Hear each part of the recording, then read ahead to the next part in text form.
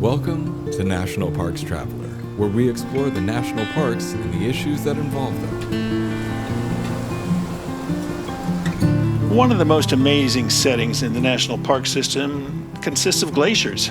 From Glacier National Park in Montana and Mount Rainier National Park in Washington State to Alaska, these rivers of ice are captivating to see and, if you're lucky enough, to walk upon or watch as they calve blocks of ice into the Pacific waters. This is Kurt Repenchek, your host at the National Parks Traveler. But as amazing as these rivers of ice are, they are vanishing under the warmth of climate change. Glacier National Park's glaciers could be gone by mid-century. Many of those in Alaska are almost visibly in retreat. But how serious is the problem? What is the overall state of glacial ice in the park system?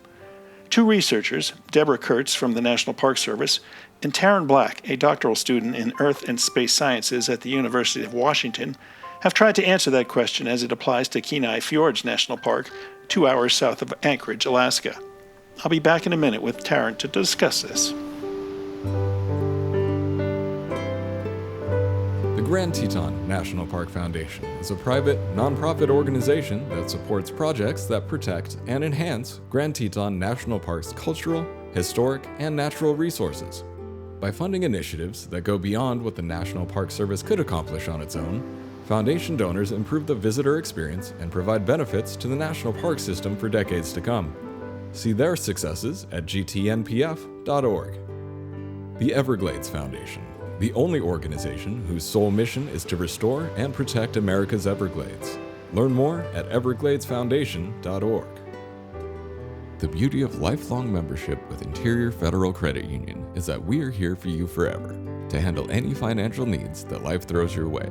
Car loans, home repairs, investment accounts, trust accounts for the family. 99% of our members never visit a branch because of our 4.8 star rated mobile app. Make sure you share the gift of membership with your family. Start kids and grandkids with a Little Buffalo account at interiorfcu.org. Federally insured by NCUA.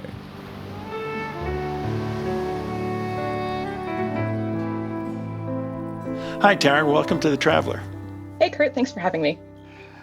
I'm wondering, in the paper that you and Deborah wrote, and which appeared in the August 5th edition of the Journal of Glaciology, you noted that 13 of Kenai Fjord's 19 glaciers show substantial retreat. 4 are relatively stable and 2 have advanced. Now, before we get into the details, why did you look at Kenai Fjords and its glaciers rather than those, say, in Glacier Bay National Park? So for me, this opportunity came through an internship program with the National Park Service and the Ecological Society of America.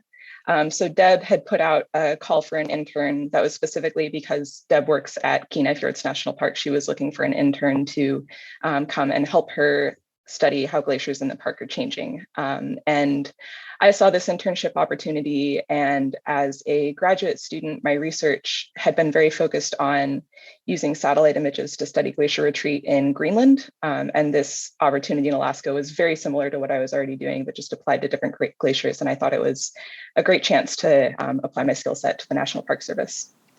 Well, how did you go about this study, Taryn? I mean, I believe you looked at 38 years of weather records. Is that the case? Yeah, so we looked at 38 years of actually satellite images. So these were all from the Landsat series of satellites, which are American satellites that have been recording the Earth's surface around the globe since about 1972. So we didn't go all the way quite back to 1972 because there were some issues with the earlier satellites, but we looked at satellite images twice per year, every year from 1984 to 2021 to look at where the fronts of these glaciers were. And so we traced an outline of the front of these glaciers and then measured how the size of the glaciers was changing over time. Wow. Were the satellite images that sharp and clear that you could discern from year to year how much retreat or advance had occurred? Yeah, absolutely. So with these satellites, with the earlier ones, the resolution is about 30 meters, so about 90 feet, which is not good enough for some of the smaller glaciers that you might see in like the Cascades in Washington. Some of the glaciers in the Cascades are too small for that. But for the glaciers that we were looking at in Kenai Fjords, that's plenty big. With some of the more recent satellites, the resolution is actually up to like 15 meters or about 50 feet, which is really, really good resolution, really sharp. Yeah, that's interesting. And Along with looking at these satellite images, did you also pull the weather data to monitor temperatures over the 38 years? No, so we did not look at weather information for these glaciers. We were focused on just characterizing how much the glaciers have advanced or retreated over this time period. But the data that we collected can be a really useful baseline for future researchers who might want to go into more detail on, how different climate factors like temperature and precipitation were specifically affecting these glaciers. Yeah, and I'm wondering, one of the glaciers that you studied, the Holgate Glacier, one might expect that under the warming conditions driven by climate change, that all the glaciers in Alaska and elsewhere, I guess, would be in retreat, and yet you found that the Holgate Glacier was actually advancing. Yes, so that was an interesting finding. I believe that the folks at the park had actually, until we did the study, the folks at the park had thought that Holgate Glacier was retreating just based on some occasional scattered field observations. So what we actually found was that there is a sediment shoal at the front of Holgate Glacier that was first visible around 2020, the year that we did this study. And so when people saw that shoal, they thought, oh, the glacier has retreated and it's starting to show land beneath it. But it turns out that the glacier was actually building out this shoal in front of it as it advanced. And so it's evidence of advance rather than retreat, which was kind of a surprise. So this behavior is something that's actually fairly common with advancing tidewater glaciers. So Holgate is a tidewater glacier. It enters the marine environment. And often when these glaciers are advancing, it can be due to a combination of factors. It's usually something to do with the shape of the fjord that it's sitting in. And this can happen out of sync with the climate changes that are happening in the area. So you might have most of the glaciers in this area retreating, but a couple could be advancing just due to other factors aside from climate. And often as these glaciers are advancing, they build out the sediment shoal in front of them that can help protect them from the influence of marine waters that might cause them to otherwise retreat. So there are a few glaciers in Alaska that are advancing like this, but for the most part, they are retreating. Yeah. There was another glacial story from Alaska. I think it was last year, and I forget which park it was specifically, but it said that the glacier had surged forward, and I guess what was driving that was the meltwater underneath the glacier. Mm-hmm. I think that was, I'm forgetting the name of the glacier, but I think that was at Denali National Park. Was it the That Muldrow Glacier? That sounds familiar. Yeah, it might have been that. Yeah, that's a slightly different process because that glacier is not tidewater. Right. And so it's a surging glacier, and surging glaciers are this special kind of subcategory of glaciers. There's a lot of active research that's happening on them to understand what makes them surge and how that works. But yeah, a lot of people think that it can be due to the meltwater system beneath the glacier that kind of allows the glacier to, for a long time, it's flowing very slowly, and then it'll just really quickly speed up and surge forward, and then it'll stop again. And that's a little different than what we're seeing at Holgate, where it has been advancing pretty steadily for about the last 7 years. And it's had a couple of these cycles of advance and retreat over the time period that we looked at. So we started looking in 1984, and I believe that shortly after we started measuring the glacier, it advanced maybe like a quarter mile, and then it retreated about that same distance, and then it stayed steady for a little bit, and then it has started advancing again over the last 6 or 7 years. Wow.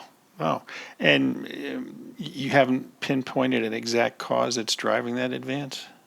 No, so we didn't look into because we were more focused on just characterizing the behavior for a whole bunch of glaciers. We didn't dig into causes of advance or retreat for individual glaciers. It's maybe a little easier to say with Paguna Glacier, which is the other glacier that we looked at that was advancing over this time period. Paguna Glacier is covered in debris from a landslide that was caused by the 1964 Alaskan earthquake, which was a very large earthquake that I think the epicenter was closer to Anchorage. But so it shook these mountains around the glacier and caused this landslide onto the glacier. And that thick cover of rock debris on the glacier actually insulates the glacier surface. So it's thick enough to insulate the glacier, and that allows it to advance a little bit because it's not melting as much as it would otherwise. Yeah, yeah. So that's a Talk. little easier. Oh, sorry. No. You were saying that was a little easier to. Yeah, so with Paguna Glacier, it's just a little bit easier to identify the cause of why it's advancing because it's this relatively simple mechanism, where with Holgate Glacier, tidewater glaciers are a little more complicated and there could be a variety of factors that are causing it to advance. Right.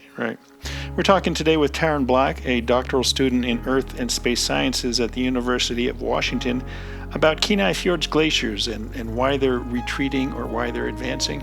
We're going to take a short break. We'll be right back. Whether it be strategy, business planning, change management, board development, executive search, or diversity planning, Potrero Group is here to help. They mix a depth of experience in the parks and land space with the breadth of best practices from other industries. For more information or to schedule a preliminary conversation, go to potrerogroup.com. Potrero group.com. The Blue Ridge Parkway Foundation is the primary nonprofit fundraising partner for the Blue Ridge Parkway. It is made up of people who have a deep love for this majestic road and want to ensure that its natural beauty and the experiences it offers endure for generations to come.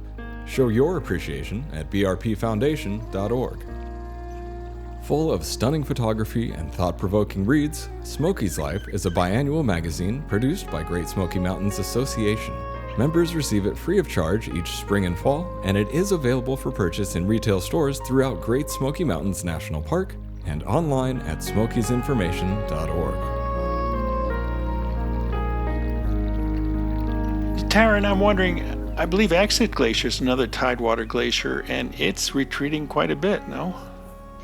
Exit Glacier is a land terminating glacier. It's kind of at the north end of the park. And it's not one of the glaciers that we looked at in our study, actually. So there are several glaciers in Kenai Fjords National Park that we didn't include. We were specifically focused on glaciers on the coastal side of the park, and then selected these specific glaciers because they're really large, or they're really popular tourist destinations, or they have important influences on the ecosystems around them, but generally focused on glaciers on the coastal side of the park. Now, were all these glaciers at roughly the same elevation? For the most part. So they span a range of elevations, because many of these glaciers are connected to the Harding ice field, which sits up at about 4,000 feet. But we were focused on the terminus of the glacier, which is the end or the front of the glacier. And for the most part, those were around sea level, especially for the tidewater glaciers that we looked at. There were a couple of glaciers that were at higher elevations. So Paguna Glacier, I think, is a few hundred feet above sea level, and Split Glacier is close to 2,000 feet above sea level.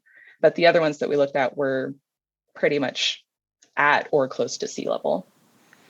So safe to say that there wasn't a tremendous difference in elevation that might explain some of the behavior you witnessed? I think so, yeah. Yeah. Now, we're talking about glaciers. I've been in Glacier Bay National Park and paddled up to like the Marjorie Glacier, and you see the snout coming out at you, but you never see the tail end of it. Regarding the Bear and the Pedersen glaciers, how long are they? Put another way, with the noted 3-mile retreat of Bear Glacier, how much is left? So I did look into these numbers, and I have to see if I can remember these numbers off the top of my head. I think when we started looking at Bear Glacier in 1984, from the snout of the glacier to the back, quote unquote, of the glacier in the Harding ice field, it was about 16 and a half miles long. And it's since retreated a few miles. So now it's a little over 13 miles long. So there's still a bit of the glacier left, but it is a question of how quickly will it continue to retreat? How much more ice will we lose? With Pedersen Glacier, when we started looking at the glacier, it was about 8 miles long, and now it's about 6 miles long. So it's lost about a quarter of its length in the time frame that we were looking at it. And have you noticed any consistent annual retreat in these glaciers, or does it vary year by year? With Bear and Pedersen Glacier, they did tend to retreat pretty consistently year to year. Some of the glaciers were quite a bit more variable, but those lake terminating glaciers, so Bear, Pedersen, and then Yallock Glacier, which is down at the southwestern end of the park, they are lake terminating glaciers. And for whatever reason, all three of those tended to retreat pretty consistently year to year. Yeah, yeah. Now maybe we should back up a little bit and take a look at the Harding ice field and explain exactly what that is, how big that is, its location in the park, and how many glaciers it feeds. Sure. So the Harding ice field is a large body of ice that sits up in the Kenai Mountains, so above and to the west of Seward. And it feeds, I actually don't know exactly how many glaciers it feeds. It doesn't feed all of the glaciers that we looked at in our study, but it does feed several of them. In addition to the Harding, there's also the Gruink-Yallock ice field, which is a little bit to the southwest of the Harding, and that feeds a couple of the glaciers that we looked at. And then a handful of the glaciers that we looked at are formally connected to the ice field, but are now disconnected, sometimes probably since the Little Ice Age. I don't have more stats about the Harding because I didn't focus on the ice field itself, so I don't know like exactly how big it is. But it covers something like half the park. It's pretty big. Yeah, pretty big, and it's not going to disappear tomorrow. No. Maybe next year, but not tomorrow. I'm wondering, can you fine-tune how climate change is impacting the glaciers? And maybe we touched on this a little bit, but over the course of the 38 years of records you studied, and maybe you did answer this, you didn't look at high temperatures, high daily temperatures or anything. Right. So we did not look at temperature or precipitation records for our study. We pulled a little bit of data just to see what the average winter temperature in Seward was. And that's right around freezing. It was like 32.1 degrees Fahrenheit. And we wanted to know that just to know, like, if there is warming in the winter, how would that impact these glaciers? Because if you, so we assume that the temperature in Seward is probably comparable to the temperature of a lot of these nearby glaciers. And if the temperature warms above freezing in the winter, then you're going to get precipitation as rain rather than as snow. Right. And that would be bad for the glaciers because these glaciers are sustained by snowfall in the winter. But we did not look at any trends and how that was changing over time or anything like that. We just had a line in our paper where we were curious what the current winter temperature is. Yeah. And that 32.1, was that over the course of the study, or was that back at the start of the study? That was the 30-year average for, I think, like 1980 to 2010. It might have been 1990 to 2020. So that was the 30-year average temperature for October through April, which is the accumulation season for these glaciers.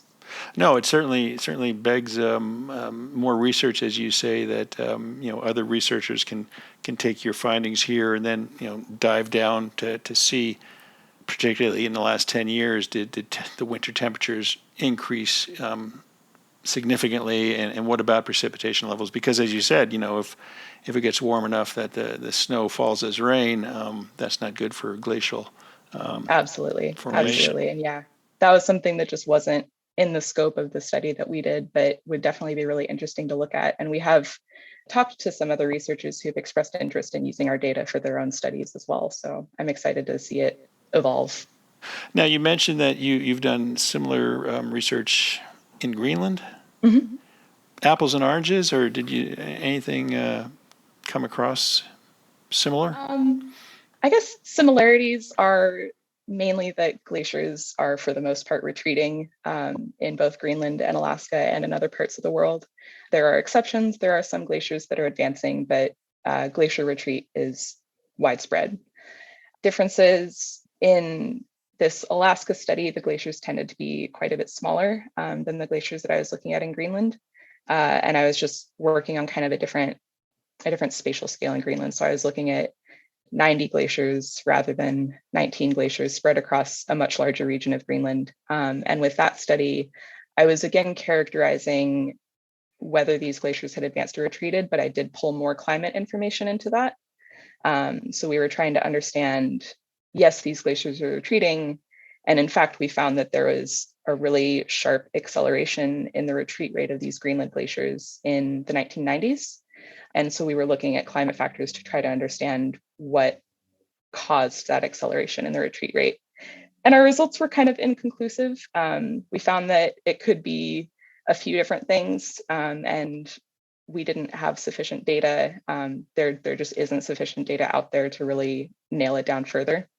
But generally related to how much the surface of the ice is melting, but also how water temperatures are changing at the front of these glaciers. Mm-hmm. Yeah, glacial history is really kind of amazing. I mean, when you talk recent history and human history, John Muir went up to Alaska to Glacier Bay, I think in either the late 1800s or the early 1900s. And, a lot of the glaciers were, they almost filled all of Glacier Bay. And you look at today, it's 65 miles up to the Grand Pacific Glacier, I think it's called. And you look at the pictures over time, and it really, it strikes you, at least it struck me as, a drastic change in nature. And you have to, I guess, be in awe of nature, of what it can do, both in building these rivers of ice as well as melting them. Mm-hmm. Yeah, I think people often think of glaciers as something that change very slowly. I mean, we have the term a glacial pace that means something that's changing incredibly slowly, but glaciers are actually incredibly dynamic, and there can be really rapid changes, especially with these tidewater glaciers like the ones at Glacier Bay National Park, or these glaciers that I look at in Greenland, some of the glaciers at Kenai Fjords. Like I mentioned earlier, climate is an important factor in how these glaciers are changing, but there's additional factors that come into play with these tidewater glaciers, like the shape of the fjord that they're sitting in and things like that, that can really accentuate how dynamic they are and how quickly they change. How so? I'm curious. I mean, the fjord's the shape of the fjord. Yeah. So one factor that I think about more often is the depth of the fjord and how that changes along the length of the glacier. So if a glacier is sitting on a relatively high point in a fjord, that is a stable configuration for dynamical reasons that have to do with how much ice can cap off of that glacier. If for some reason the glacier gets knocked off of that high point, maybe because of a climate change and it retreats a little bit, if there's a really large over deepening behind the glacier, so the bathymetry or the water depth, the depth of the fjord beneath the glacier gets much deeper, that is an unstable configuration. It allows the glacier to export a lot more ice. So the glacier can retreat really rapidly through that over deepening, and it will just keep retreating until it reaches maybe another high point or a narrowing in the fjord or something that allows it to restabilize. This is something that's been pretty commonly observed, definitely in Greenland, I think in parts of Alaska as well. This kind of bathymetry and fjord width factor that affects tidewater glaciers. Yeah. So are glaciers your forte? Is it the prime point of your research? Yeah, I would describe myself as a glaciologist, and I use satellite images to study glaciers. Based on the study, I mean, can you make any predictions about when some of these glaciers might completely melt out? I mean, you looked at the Bear and I think the Pedersen Glacier, you said were basically consistently retreating on an annual basis. Can you project out when they might vanish, or is that too hard?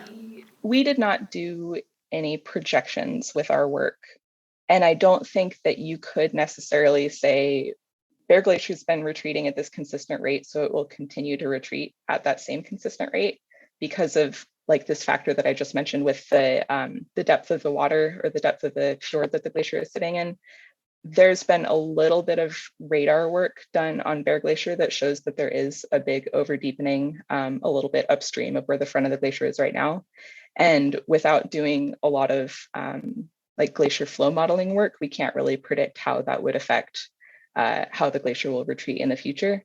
We don't know, maybe it's going to reach a stable point soon and it'll sit there for a while. We don't have that information. So we did not do any kind of projections with our work. Yeah. What is over deepening?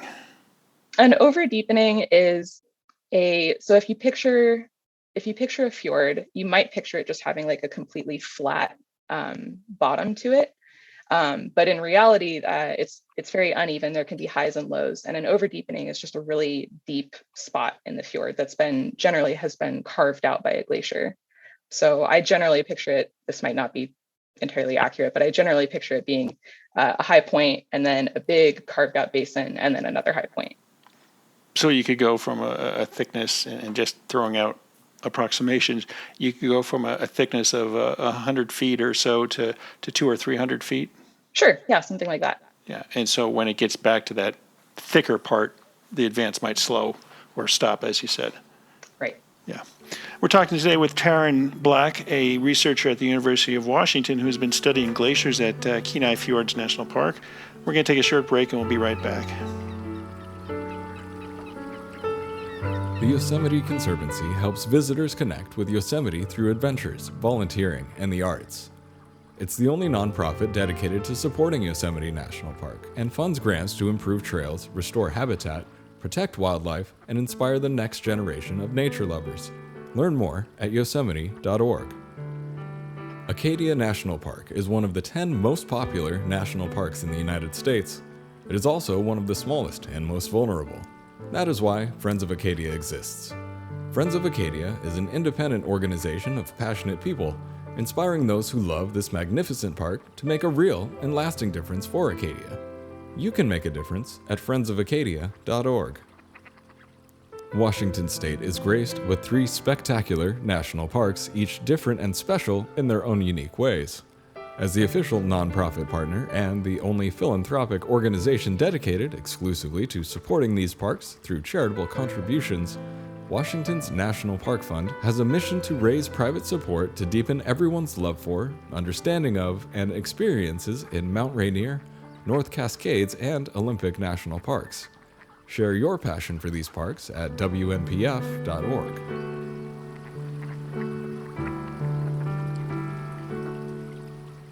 So, Taryn, I'm wondering, the retreat of glaciers, and some years ago I did a fellowship at Stanford University looking into how climate change was affecting the national park system. And one of the researchers there was telling me that he had taken his son to Glacier National Park because he was concerned that in the future there would be no glaciers to see at Glacier National Park. He wanted his son to see those. And then he wondered that the impacts of losing those glaciers, because they provide spring runoff and summer runoff, and they feed streams, and they nourish vegetation, they nourish wildlife. I would have to assume that the retreat of these glaciers in Kenai Fjords are probably having some of the similar effects, or there's concern for similar effects. Absolutely. So my collaborator, Deb, would be a better person to speak about this than me because she has a background in ecology, but I can take a stab at it because I've learned things from her. So yeah, as these glaciers are, for the most part, retreating, there is land cover change associated with that. So where you once had ice, the glacier retreats, and now you have a larger fjord or a larger lake. Or if this is a land terminating glacier, then as the glacier retreats, you have new land. And that land is then vegetated in some succession of plants. One species of plants starts to grow on the freshly exposed land, and then new plants will start to come in and colonize that land. And this does have implications for the ecosystems that are associated with these glaciers. So just some examples with the water terminating glaciers, so tidewater and lake terminating glaciers, they affect the temperature of the water that's adjacent to them. And that matters for fish and other critters that live in that water. Glaciers that have streams coming off of them also affect the temperature of those streams. That's something, so I live in Washington, and that's something that I think about with the glaciers down here, is that these glaciers melt in the summer, and that melt helps cool down the streams and rivers that are flowing off of these glaciers and helps keep the temperatures more habitable for salmon down here. They're also, again, down in Washington, a lot of the runoff for these glaciers keeps our hydropower running in the summer. Some of this water is used for agriculture, things like that. So yeah, there's a whole bunch of different reasons that these glaciers are really important for ecosystems and for people, as well as just purely thinking about like glacier retreat and why that matters. Yeah. So you can see a complete makeover of a landscape. Of course, we're talking glacial time, not human time, I would imagine. But you can see some of these changes happening over human timescales too, right? Because if some of these glaciers retreat a couple hundred feet in a decade or something like that, that doesn't sound like that much, but that's a couple hundred feet more land that can then be vegetated, and then that's a little bit more habitat for bears or other animals like that. And thinking back to the glaciers that end in water, retreat of these glaciers can affect like the nutrients that flow into the water and Sure. again the temperature of the water and things like that. So this can absolutely happen on human timescales. Is your study applicable to other national parks in Alaska? The methods that we used could be applied to other national parks in Alaska, but I would hesitate to say like some percent of our glaciers retreated, and so that percent of glaciers must be retreating in other national parks. I don't think we could do something like that. But as you went through this study and you looked at those Landsat images, did you want to say, I think I'm going to take a few hours and look at Denali's glaciers or Glacier Bay's glaciers to see how they're responding? Yeah, absolutely. Because it really is amazing on one end and really concerning on another. When you look at the pictures from the early 1900s, the late 1800s, and you see what's transformed today, and then you think about the ecosystem impacts that the loss of these glaciers is going to create. It's a tough one to get your arms around. So where do you go from here? Is this study complete and time to move on to another project? Yeah, so I actually just graduated, and I am figuring out what my next steps are. Still looking for work. So for this study, we have wrapped it up, and I think absolutely there is more work that could be done. And like I said before, we've talked to some people who are really interested in using some of our data for their own research. I would love to see that happen. I am not sure that, much as I would like to, I'm not sure that this is something that I will continue working on just because of the vagaries of trying to find a job and what will that job be. Sure. But maybe the Park Service in Alaska has a job. I know there's a lot of concern over the science and the research and what's going on, and the calls for 30 by 30 and taking a look at lands that not only could be better protected, but lands that are undergoing change right now, and how that's impacting the ecosystem and the flora and the fauna. It's got to be great research projects out there. I'm sure. Yeah, I'll look for those jobs. Well, Taryn, thanks so much for your time today. It's really interesting research that you've been involved with, and we look forward to you delving deeper into glaciology across the world, I guess. The parks are just one small aspect of that. Thanks, Kurt.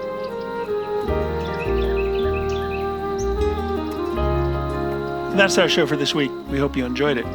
Among the pieces we're working on for the coming weeks is one on Fat Bear Week 2022 at Kenai National Park and Preserve in Alaska, and a look over the past 25 years of the Grand Teton National Park Foundation.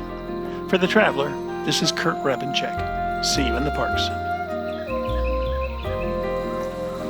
The composers and musicians at Orange Tree Productions have created a unique collection known as the National Park Series that has grown to include more than 30 CD titles. Composed against the backdrop of a park's sounds of nature, these musical scores will connect you with these beautiful places and take you there, at least in your mind. This collection is the #1 selling national park audio series in the world and provides the background music for National Parks Travelers podcasts. Visit them at orangetreeproductions.com. Editing and production work for the National Parks Traveler podcast is done by Splitbeard Productions. You can learn more about us at splitbeardproductions.com. National Parks Traveler is a 501c3 nonprofit media organization that provides daily editorial coverage of national parks and protected areas. Traveler's coverage is made possible by reader and listener donations. Visit nationalparkstraveler.org.